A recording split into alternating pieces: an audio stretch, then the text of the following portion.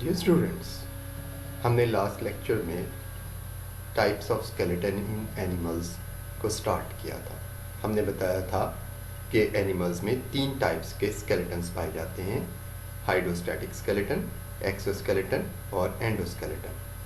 पिछले लेक्चर में हमने हाइड्रोस्टैटिक स्केलेटन को डिटेल में स्टडी कर लिया था।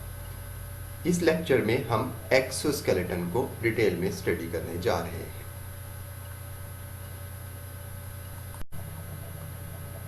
एक्सोस्केलेटन एक हार्ड आउटर कवरिंग होती है जो एनिमल्स के बाहर वाली तरफ सख्त लेयर होती है, जिसके साथ अंदर से मसल्स अटैच होते हैं। एक्सोस्केलेटन एनिमल के एक्टोडर्मल सेल्स सिक्रीट करते हैं। ये एक्टोडर्मल सेल्स जो होते हैं ये आउटर मोस्ट सेल्स होते हैं जो कि अपने बाहर इनर्ट और non living hard exoskeleton secrete कर लेते हैं।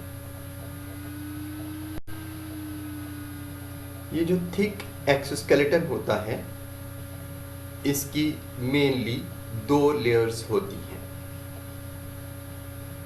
पहली एपिक्यूटिकल और दूसरी प्रोक्यूटिकल। एपिक्यूटिकल जो है ये आउटर मोस्ट लेयर है और ये वैक्सी लिपोप्रोटीन्स की बनी होती है। ये वाटर के लिए इम्परमिएबल होती है, यानी इसमें से पानी नहीं गुजर सकता, और इसके अलावा ये माइक्रो ऑर्गेनिजम्स के लिए भी बैरियर के तौर पे काम करती है।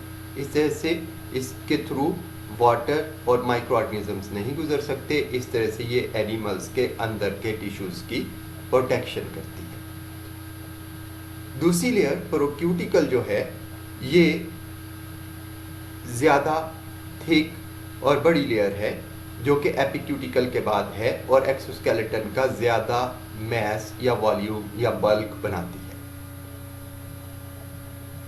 ये जो प्रोक्यूटिकल होती है ये खुद चूँकि थिक लेयर होती है, इसकी अपनी 2 लेयर्स हैं।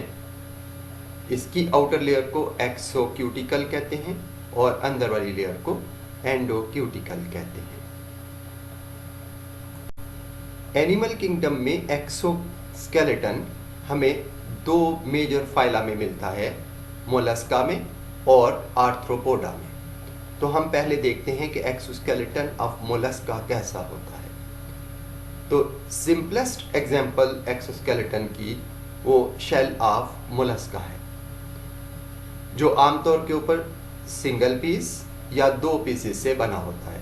यहाँ पे डायग्राम्स में आप देख सकते हैं कि स्नेल का शेल जो है वो सिंगल पीस पर मुश्तमिल है और उसके मुकाबले में जो बाइवॉल्विया हैं उनके शेल्स जो हैं ये 2 हिस्सों पर मुश्तमिल होते हैं। ये जो शेल्स हैं mostly they are composed of calcium carbonate. Mollusca का जो शेल होता है ये एनिमल के साइज के बढ़ने के साथ साथ ग्रो करता चला जाता है। इस तरह से ये जो शेल है ये एनिमल की ग्रोथ में रुकावट या हिंड्रेंस पेश नहीं करता। जो जो एनिमल का साइज ग्रो करता है शेल का साइज भी ग्रो करता चला जाता है, और ये जो शेल की ग्रोथ होती है ये रिंग्स की फॉर्म में होती है और ये रिंग्स जो हैं शेल के ऊपर वाज़ेह तौर पर नज़र भी आते हैं और इससे एनिमल की साइज और एज का अंदाज़ा भी होता है। शेल के अंदर एनिमल जो है मोलस्का का जो एनिमल होता है उसकी सॉफ्ट बॉडी होती है और वो जो soft parts of molluscan body हैं उनके अंदर हाइड्रोस्केलेटन हाइड्रोस्टैटिक स्केलेटन भी मौजूद होता है। आर्थ्रोपोडा के पास जो एक्सोस्केलेटन है वो बहुत कॉम्प्लेक्स होता है। इनकी जो प्रोक्यूटिकल है वो काइटिन की बनी होती है। काइटिन एक टफ लेदरी पॉलीसैकेराइड है और काइटिन के साथ साथ इस प्रोक्यूटिकल में सेवरल काइंड्स ऑफ प्रोटीन्स भी शामिल होती हैं। तो यूं जो आर्थ्रोपोड्स की प्रोक्यूटिकल है वो काइटिन और प्रोटीन्स की बनी होती है।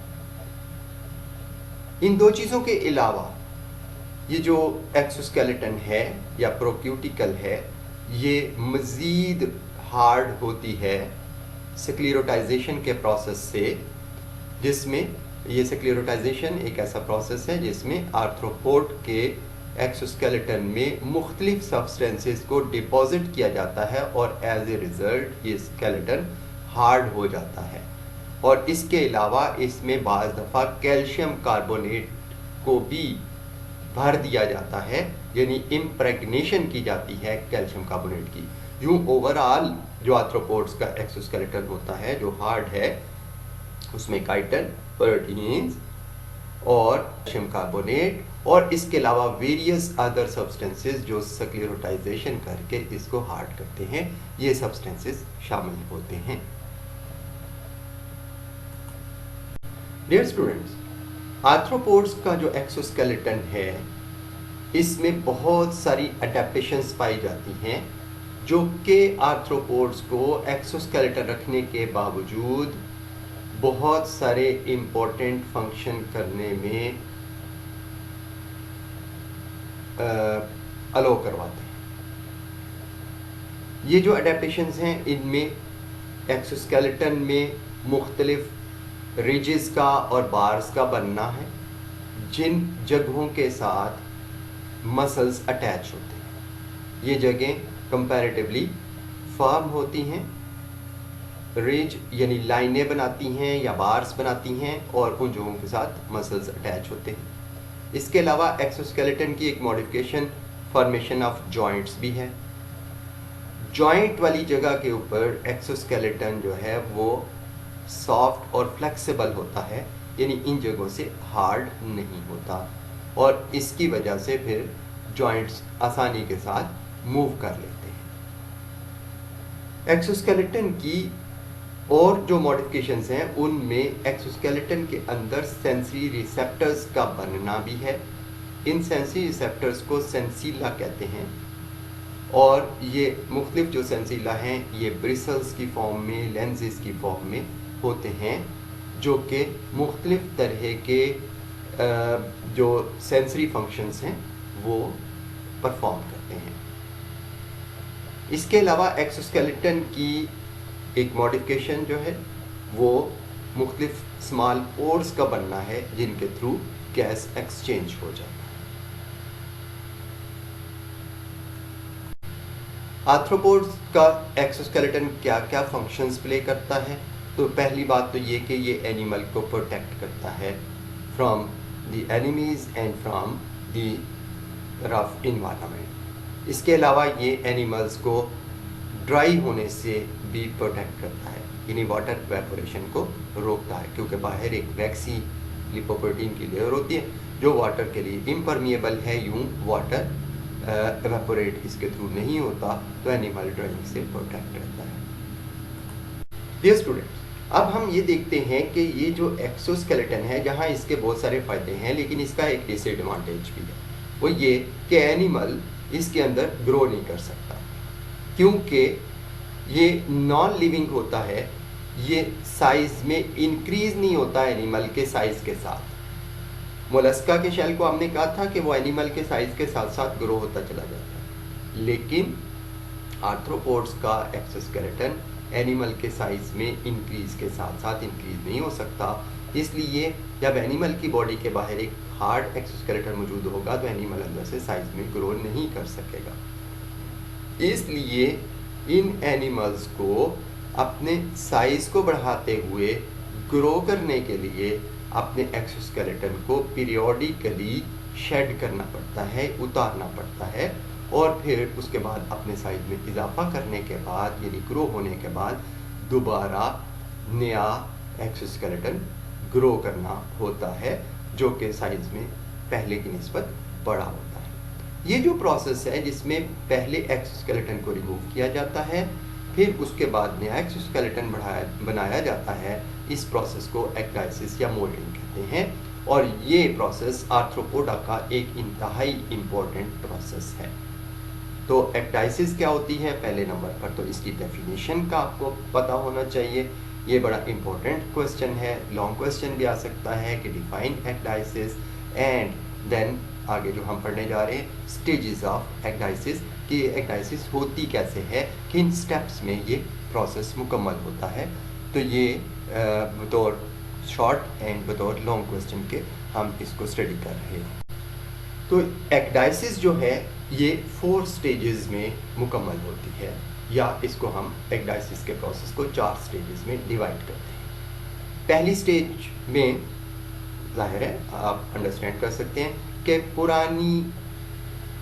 पुराने एक्सोस्केलेटन को रिमूव किया जाता है। तो रिमूव करने के लिए जो प्रोसेस शुरू होता है, पहला स्टेप उसका ये है कि जस्ट ये जो एक्सोस्केलेटन है इसके नीचे जो हाइपोडर्मस मौजूद है उसमें हाइपोडर्मल ग्लैंड्स हैं, वो कुछ एंजाइम्स सिक्रीट करते हैं जो कि ओल्ड एंडोक्यूटिकल को डाइजेस्ट करने लगते हैं। इस डाइजेशन के नतीजे में हाइपोडर्मस और एक्सोस्केलेटन एक दूसरे से अलग हो जाते हैं। हाइपोडर्मस क्या है?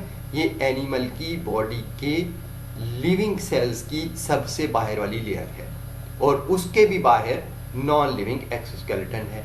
चूंकि ये दोनों आपस में जुड़े होते हैं तो इन दोनों को पहले सेपरेट किया जाता है। जब ये सेपरेशन हो जाती है तो उसके नतीजे में ओल्ड एक्सोस्केलेटन जो है उसमें दरारें पड़ जाती हैं, स्प्लिटिंग शुरू हो जाती है, ब्रेक आने शुरू हो जाते हैं और उसमें पोर्स बन जाते हैं। जब ये वाला प्रोसेस हो जाता है तो फिर यानी एंडोक्यूटिकल की डाइजेशन हो जाती है, तो उसके बाद नीचे जो हाइपोडर्मस है वो नई प्रोक्यूटिकल और एपिक्यूटिकल सिक्रीट करना शुरू कर देती है। फाइनली जो नया एक्सोस्केलेटन इस तरह से बनता है उसको कैल्शियम कार्बोनेट डिपॉजिट करके हार्ड कर दिया जाता है, उसकी स्क्लेरोटाइजेशन कर दी जाती है और यूँ नया एक्सोस्केलेटन बन जाता है। ये जितनी भी चेंजेस आती हैं, these changes are controlled by the nervous system and a hormone which is called ecdysone। तो ये हार्मोन का नाम भी बड़ा इंपॉर्टेंट है।